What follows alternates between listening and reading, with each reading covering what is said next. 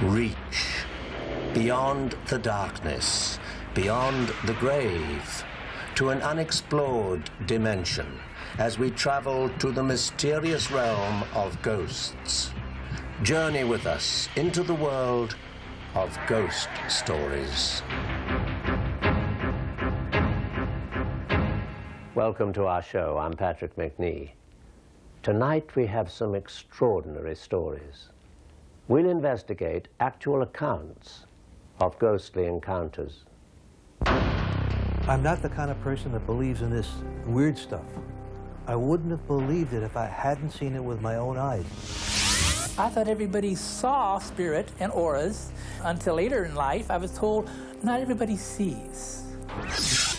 Julia died in 1921. Soon after this, her mother began to have a series of unexplained dreams when Julia began pleading and begging with her mother to dig up and exhume the grave. Although the field of parapsychology in America is only 100 years old, the Native Americans have been aware of the spirit world for thousands of years. This story is about just such a spirit. The Navajos believed there were many spirit forces at work in this world. One was the Shinde, spirits of departed persons which take on various forms on Earth, often human. Even today, the Navajo spirits are very real to anyone from any culture who encounters Arizona's ghostly maiden, Red Feather. The Grand Canyon in the northwest, the Salt River Canyon in the south. Arizona is a land of canyons. One sandstone-walled canyon was found by the Navajo and called the Spirit Canyon. Its walls were adorned with magic drawings by ancient peoples. Today, this sacred canyon is known to only a few, and they know it as the home of the ghost, Red Feather. As told by the Navajo, her story begins about 150 years ago, when John Martin, a white trader from Prescott, accepted a young Navajo girl as payment for gunpowder and whiskey. John Martin built her a house which still stands today, although in ruins. It was quite a unique dwelling, incorporating both white man style and the Navajo eight-sided Hogan shape. In 1870, John Smith's bride bore him a healthy baby daughter, Anna. The mother died in childbirth. Anna grew to be a young beauty, with her mother's dark hair highlighted by her father's red. But she preferred to wear Navajo clothes and be called Red Feather. She was not accepted in the white man's world, and she hated her abusive father. So she ran away from home and made her way to her mother's Navajo village. Little did she know, she would also be an outcast in the Indian world. From the day she arrived, forced to work and eat alone, the only place she felt at peace was in the Spirit Canyon. She studied her ancestors' drawings on the wall. One in particular she read as depicting a young man who endeavored to join the spirit world by leaping into the sacred canyon and taking his life. Unfortunately, this became the inspiration for Red Feather to leave the world she was born into but never fit into. And in 1887, she too ended her life in the canyon. Not long afterwards, local Navajos began seeing a strange vision of a young maiden in and around the canyon. The apparition looked very much like Red Feather. It was understood that she had indeed become one of the Chindi. Of course, the story of Red Feather could easily be discounted as nothing more than pure Indian legend, if it were not for the many corroborating dates and facts, and the modern-day sightings. When I was a little girl, I used to go out to Spirit Canyon, which is a sacred place for the Indian people. One morning, I went out there just after sunrise. I saw a woman standing on the edge. She was wearing the traditional clothes. She looked like you could see right through her. I couldn't see her face because it looked like it was all black. Then she was gone, just like that, and I couldn't believe it. I was really scared. And after that, I never went out there again. We like to hike a lot, my husband and I. We take a tent and a little food and camp out for a couple days. We were out in the Painted Desert. We found this great canyon with petroglyphs on the walls. We decided to camp right there. We had a pretty good fire going. I felt kind of funny all of a sudden. I looked up and there was this thing, this woman or girl. She was kind of glowing. Her face I couldn't see. It was glowing all white. I've never seen anything like it. Then she just faded away, vanished. It scared the daylights out of us. We were on vacation with the grandchildren. We like to take the back roads a lot. We really feel that you see much more that way, especially with the kids. We'd been to the National Monument north of Window Rock, and we were on 191 headed back down to the Petrified Forest. I saw a very strange girl walking on the side of the road, dressed in Indian clothes. I'm not sure what it was, but something made me stop. And I looked at her, and she just vanished. I'm not the kind of person that believes in this weird stuff. I wouldn't have believed it if I hadn't seen it with my own eyes. She just disappeared. Well, on your next trip to Arizona, if you see a pretty young Navajo girl along the way, looking a bit out of place, I would suggest that you don't stop and chat. We traveled to a small farm in Indiana to investigate this next story. It seems that some spirit apparitions can be summoned by a flick of a light. Hundreds of people have come to this farm site to see this ghostly sight for themselves. Rensselaer, Indiana, a small farming community just 80 miles south of Chicago, known for its vast landscape and humble tranquility. It is also the site of one of the greatest unexplained mysteries of the century.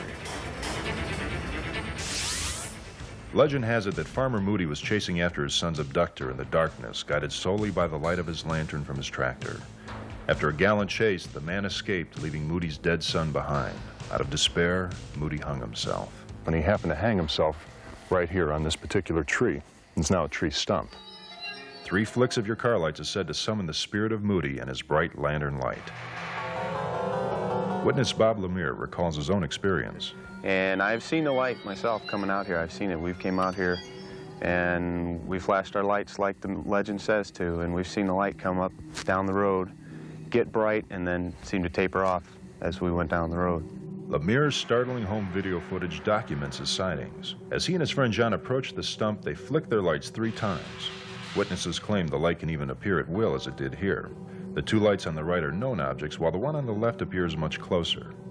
After a few minutes, they notice something strange.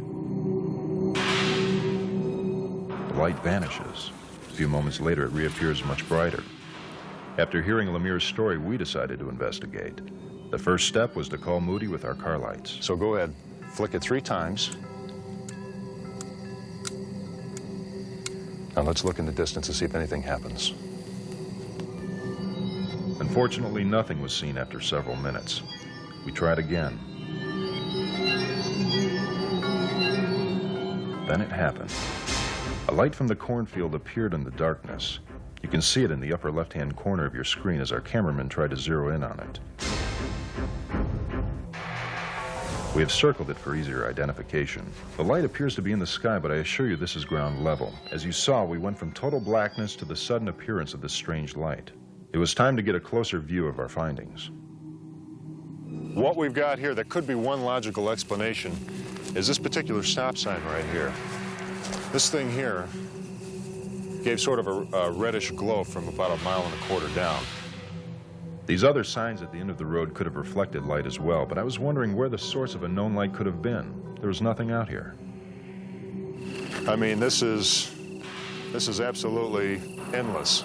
There's absolutely nothing out here whatsoever besides this. Upon returning to the tree stump, we were amazed at the amount of spectators gathered to see Moody's light. Among them was another witness with an even closer encounter. This gentleman, Doug, over here, just told me a story that he was here last night. What did you see last night there? right up by the side of the road, there was a little body with a lantern just walking around, looking on the side of the road. You could see the whole outline of the body. It was bright yellow, and so was the lantern. Whatever skeptics may say, we were there and we saw this light appear from an origin not one of us could trace.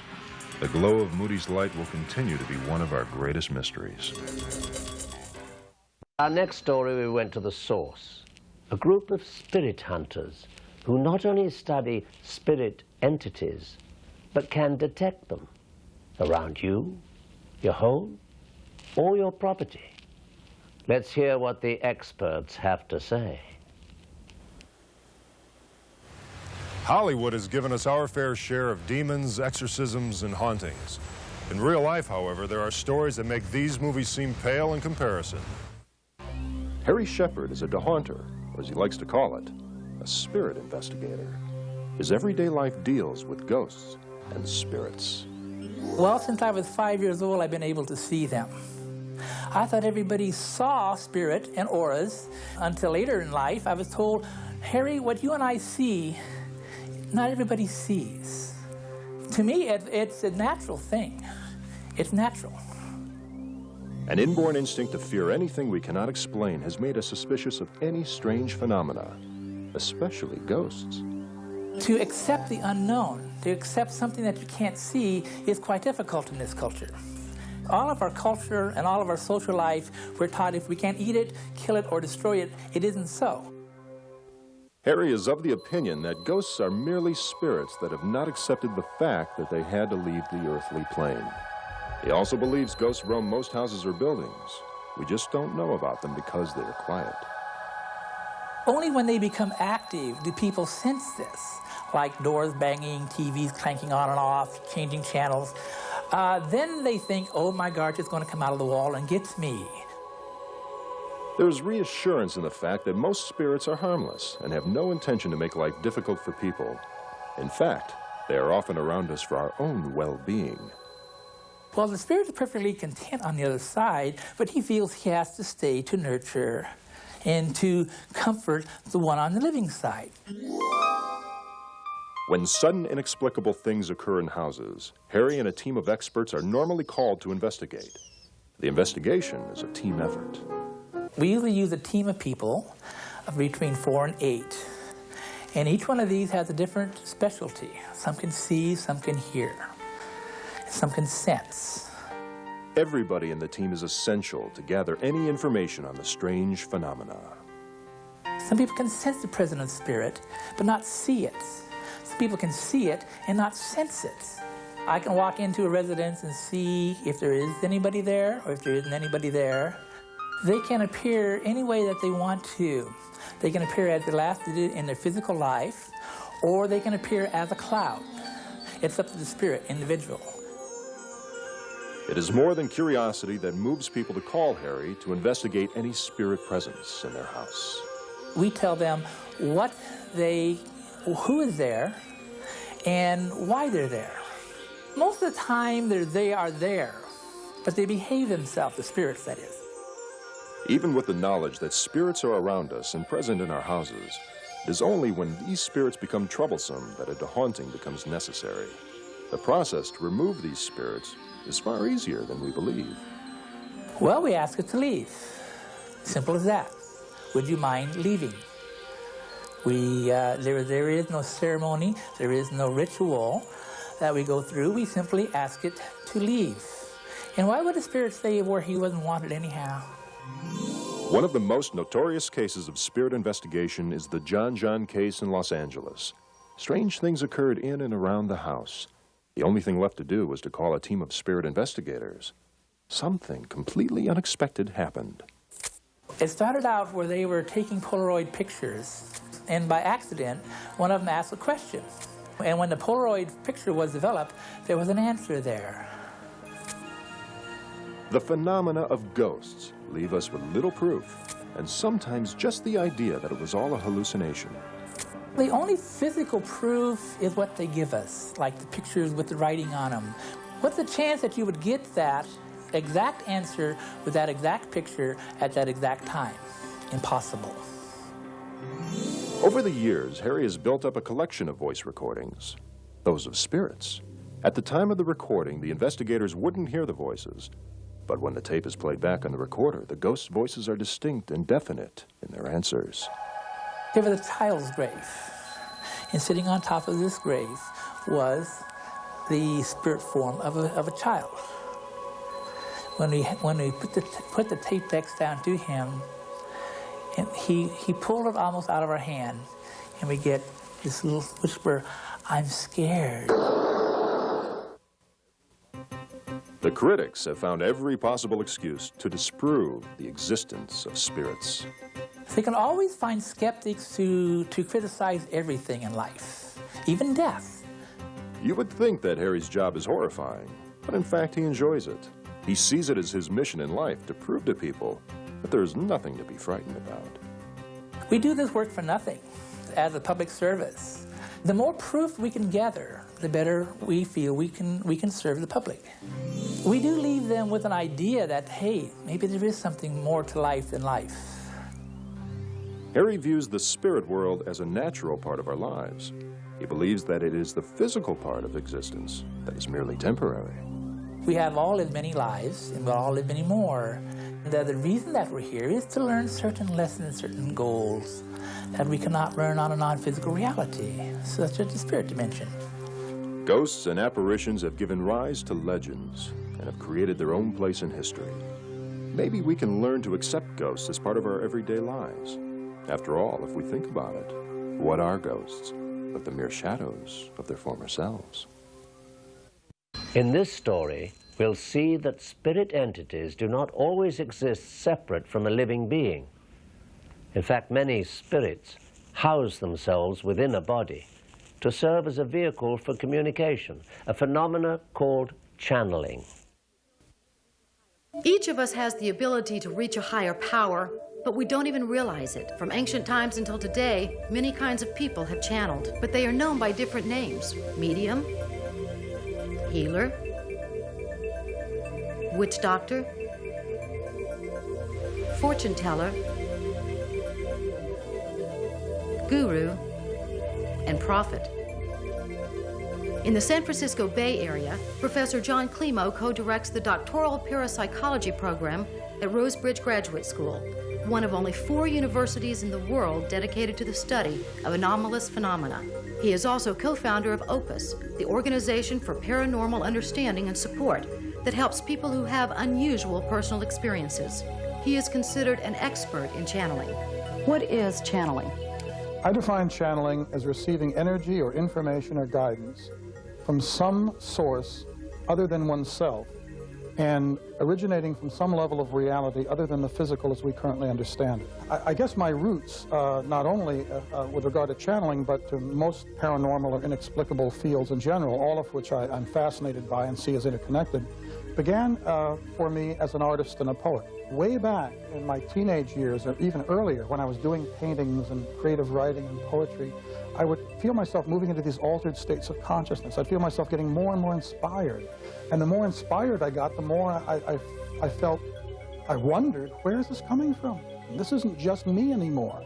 When I would kind of get in the saddle of the inspired moment, I was connected to other wavelengths, other worlds. Alan Vaughn is a psychic researcher or professional intuitive. He uses his talents in psychic archaeology to discover ancient ruins and in research experiments on psychic phenomenon. But he also has the ability to channel an entity from another time. I went to a number of mediums to see what they could say about me.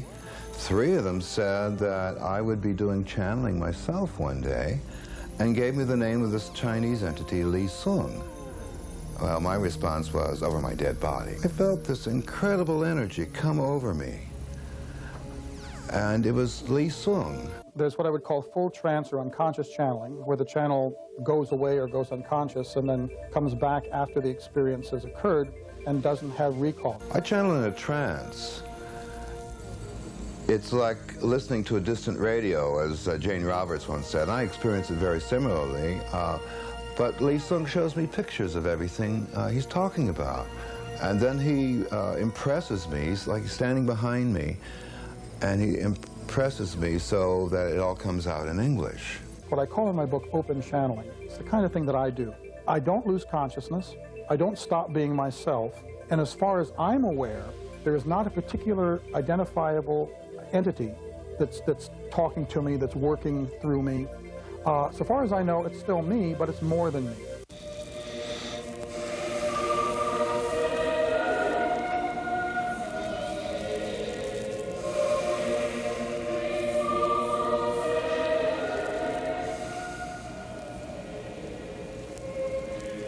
I don't so much identify with present-day channels that have some entity, you know. I don't cast aspersions on that when it's authentic at all. Good day, my friends. We are most pleased to be in your lights. I do feel I connect to the universal. Well, we lived about 1,200 years ago by your time in a small village in northern China. The more I get carried away, the more I open up into this, the more I feel like I am an individuation of God in human form, letting more and more of that awakeness and realization pour through me. And as it pours through me, the language picks up faster and faster. I'm grabbing at hunks of sentences and metaphors and images popping to me. I'm sort of like clairvoyantly seeing all these images. We counseled persons who had, well, both physical and emotional problems. And we prescribed herbs, and we did some therapy with them. But that there's something larger, a presence pushing to come through this person, and that presence is not just that person. To help people understand their past lives, their soul's purpose, how they may enrich their living with spiritual principles in everyday life. We individual human beings have been kept down so long by government, by authorities, by churches, by science, and told, you're only this, you're only this, you're only this. The bottom line of all channeling for me is no, we are capable of channeling, of accessing the universal.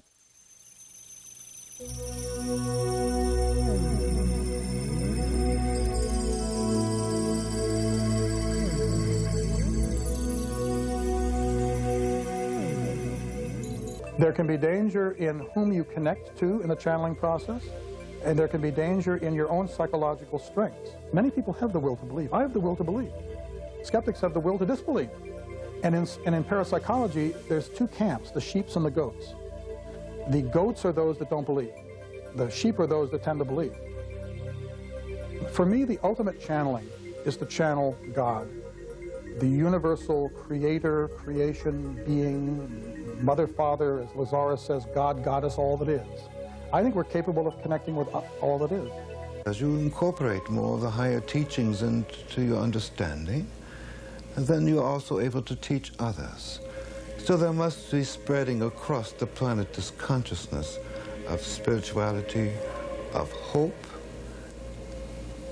and of creating miracles. Heaven is within us, and that we are potentially all channels in that we are all able to connect to universal heart and mind and wisdom and energy and be representatives of our Creator. Chicago is the setting for our next story. With its colorful history, there is more to be found on the dark Chicago streets than booming nightlife. And many of Chicago's residents have felt the eerie presence of something more than meets the eye.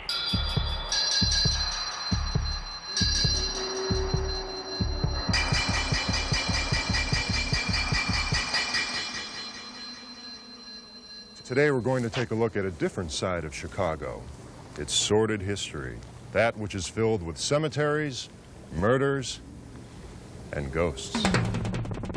People claim to see and feel ghosts. But ghost hunters are becoming much more scientific about the spirit world.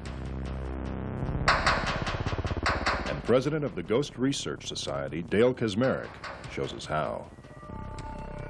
These devices will pick up that disturbance, and then we can try other equipment like our cameras and tape recorders and so forth. Basically what this does is it picks up static electricity discharges in a given location. Another DOS meter, which doesn't give an audible signal, but actually gives LED lights.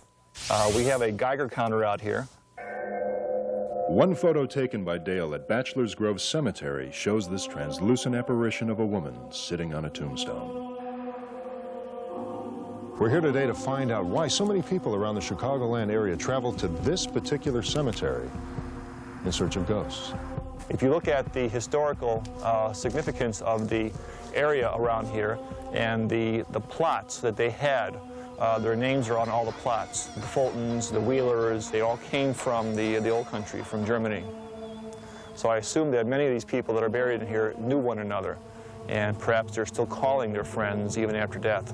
There have been reports within the cemetery, down this main trail, as you walk into the cemetery, what appears to be a woman, sometimes dressed in a white gown or a wedding gown or a bridal gown of some kind, holding a baby in her arms. We know that through historical records, it belongs to D.W. Rogers. There was one recording which I had heard a number of years ago. Somebody had recorded not too far, 5 or 10 feet away from this main gate here, a sound of somebody calling Minna, Minna, sort of wailing in the wind. And there is a gravesite in here with that name, that first name of Minna. The dead don't rest too easily out here at Bachelor's Grove because of all the sacrifice and the things that have went on here in the past. It acts as like a battery, charging up this area to a point that eventually it discharges in a way through manifestations, through spirits, through cold spots, feelings, sightings, and balls of light that people have seen. Bachelor's Grove isn't the only haunted place in the city. Next, we went to Chicago's South Side to hear the tale of a murder and a ghost. This is the roadway located directly in front of the Willowbrook Ballroom, where in 1931, Resurrection Mary, or a girl named Mary, who was later dubbed Resurrection Mary, was hitchhiking back home along this roadway when she was struck and killed by a hit-and-run automobile somewhere between the Willowbrook Ballroom and Resurrection Cemetery. And since 1931, she has been seen still trying to hitchhike back home from the Willowbrook to the cemetery and beyond, but she never gets beyond the cemetery. We're at Resurrection Cemetery in South Suburban Justice, 7600 Archer Avenue. We're coming up to the main gates of the cemetery.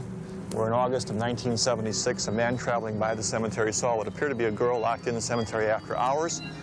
When the police were dispatched to the area, they found these two bars of the cemetery gates pulled apart and bent at a very funny angle. And pressed in the bars were the impressions of fingerprints, skin texture, and scorch marks.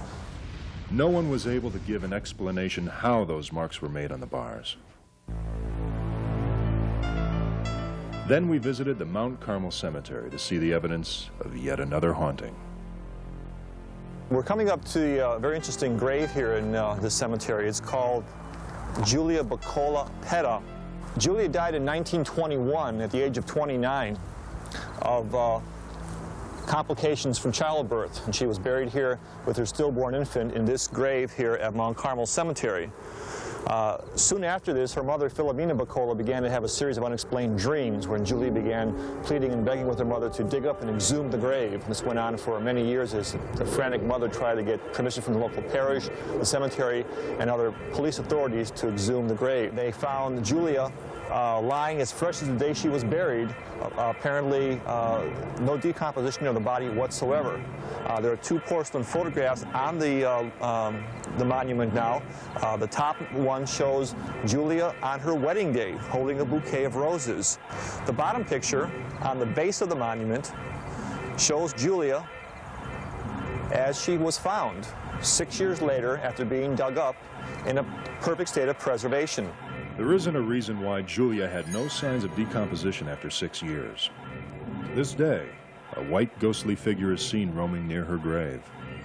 Now we go to a restaurant in downtown Chicago where the Ghost Research Society found unmistakable photographic evidence of ghosts. The first photograph shows absolutely nothing at all. The bottom photograph, taken a few seconds later after the film was wound and recocked, shows some strange light formation to the left of the bust. What appears in this photograph, if you look to the extreme left, near that table, it appears to be a semi-transparent figure of a monk-like individual, apparently cowled in a monk's habit. You can see the semi-transparent image above the table, and directly below the table, underneath the tablecloth, you can see what appears to be semi-transparent feet and legs. This videotape was recorded by the Ghost Research Society at the stakeout of the restaurant. Listen closely.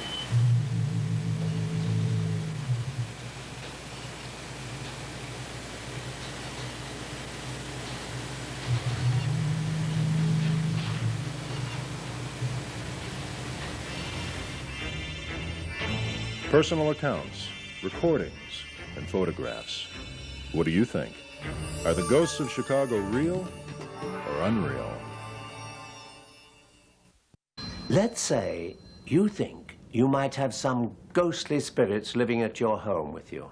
Well, if you find out your feelings were right and your fears confirmed, chances are you'd like to know what to do next. Well, so would we. Thus, our next story. Famous haunts have long been a fascination for the ghost hunter. The Queen Mary, the Tower of London, Abraham Lincoln in the White House, and in recent years, the Amityville Horror. After death, most souls move on to find their final resting place. But what causes some spirits to uproot and continue to linger on this earth? I think that there are a lot of spirits that hover around us and hover around the earth. A lot of them are lost. They're earthbound. They can't figure out how to go ahead and go on in their existence. Last year, a team of psychic investigators were called to a Los Angeles home, reported to be experiencing some rather strange phenomenon. The residents believed they were not alone. Was something lingering within these walls? They can appear any way that they want to. They can appear as the last did in their physical life, or they can appear as a cloud. It's up to the spirit, individual. We tell them who is there and why they're there.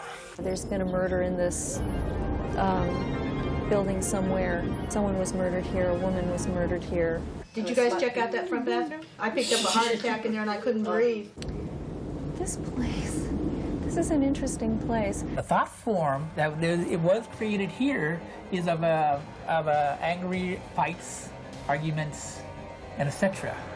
And it will affect you. It will affect anybody who's in this room. There is a female spirit. There's a sense of a female being here. And you can see them standing there, or if you're watching TV and you see the movement out of your eye. You turn, and it isn't there, but it is. While some spirits remain locked in their tragedies, there are others who linger on for protection. I keep picking up a older man. He's bald-headed and he has gray around his head. I feel he's lived here for a while, quite a while. The investigator describes an entity that she believes is the grandfather of one of the residents. He's with the piece of furniture, and I feel myself that he is overlooking his granddaughter at this time. The occupants have since moved out, but is it possible the spirits followed him? Well, each investigator has their own unique method of finding out. What I look for basically is electricity. Then I know I've got something of a spiritual type of energy force. I use clairsentience, clairaudio. Sometimes I look at an object, get a sense of what was connected with that object. My particular specialty is sensing changes in energy density. Especially if it's a mirror that leads to an outside wall, it could be a portal from which spirits come and go. I saw them. When I walked through the door, I saw them. As I walk in the door, turn on my natural clairvoyancy and see who's there. The lady who was in the other condo, now she didn't come. I think she stayed with the other apartment. But one spirit was not to be missed. Something all too familiar to the team and those who live at the residence. Did you guys pick up on the grandfather this time? Yeah. Yeah, Judy saw him in the little girl's room. Well, your grandfather, he likes the desk. If these spirit entities are all around us, could there be a way to communicate with them? This is one of the pieces of equipment that we usually use to record spirit voices on. At this time, we'd like to ask members of our group to ask a question and to pause about 30 seconds between questions. Each member of the group directed a question to a spirit. We heard no immediate response, but when playing the tape back, we came across something that was literally out of this world. I want to ask the grandfather if he wants to have the desk moved out of the bedroom because he wants to see here in the living room and be around other people. If that's true, to say yes and rap twice.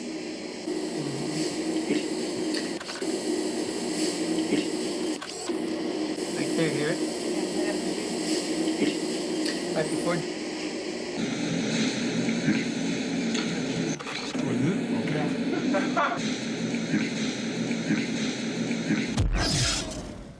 Just because we don't see anything doesn't always mean there's nothing there. The bond between life and death raises new questions. Who are these spirits, and in which realm do they really exist? Sold at most toy stores, the Ouija board might look like a harmless game, but some believe it can have serious implications. Those who have used it as a channel to contact spirits believe in its abilities. But many claim there is danger in allowing spirits with evil intentions to enter. While answers to your questions can be a simple yes or no, there are times when names and dates are spelled out. Maybe it's mind over matter. Maybe it's not. Among the glitter and glamour of Hollywood lies another dimension, the unexplained mysteries of death, violence, and tragedy, which live in the haunted depths of Hollywood. From Hollywood studios to stars' homes, even the dead cannot resist being in the limelight. Internationally known artist Charles Bragg lives in a home with a uniquely star-studded legacy. This is an old house, and it was originally built by William Randolph Hearst for Marion Davies' favorite director, Robert Vignola. And from what we understand, he would rehearse her up here. There's a little theater downstairs with a proscenium and curtains, and it's like a tiny theater. And she would come up here and rehearse with Vignola, and then twice a week, William Randolph Hearst would come up here and she would put on little shows for him. I'd like to say I don't believe in ghosts. I'd like to, but I really can't. It seems to me that for so many years and so many experiences by so many different people, that it's not beyond the realm of possibility that there is something going on in this world, and in the Hollywood Hills in particular. Well, this is my studio, and it's a very important room to me, and I'd worked here for a couple of months before I realized that this is also where Marion Davies put on her little shows for William Randolph Hearst. And I thought it'd be a good idea to just hang curtains on it, you know, just to add a little atmosphere to an artist's studio.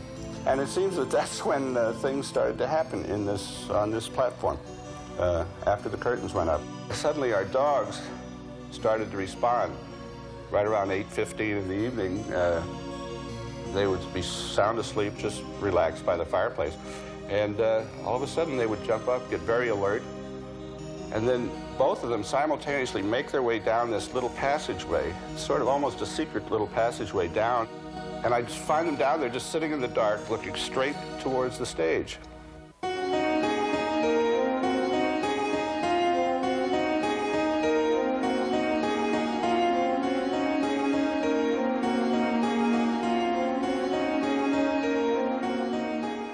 After watching the dogs behave the way they were, I didn't think too much of it, but naturally, the second or third time, I started thinking about it. So the next morning, I would come down and check to see if everything's in the right place, things are in order, and it's the strangest thing, the curtains were down, as if they'd almost been drawn at the end of a performance. They weren't completely together, but it was almost as if the performance were over for that time.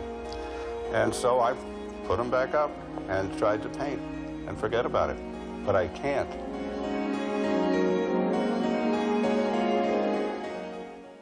It seems that the spirit world is no longer a world apart. I'm Patrick Macnee, and that's our show. Thanks for joining me on Ghost Stories.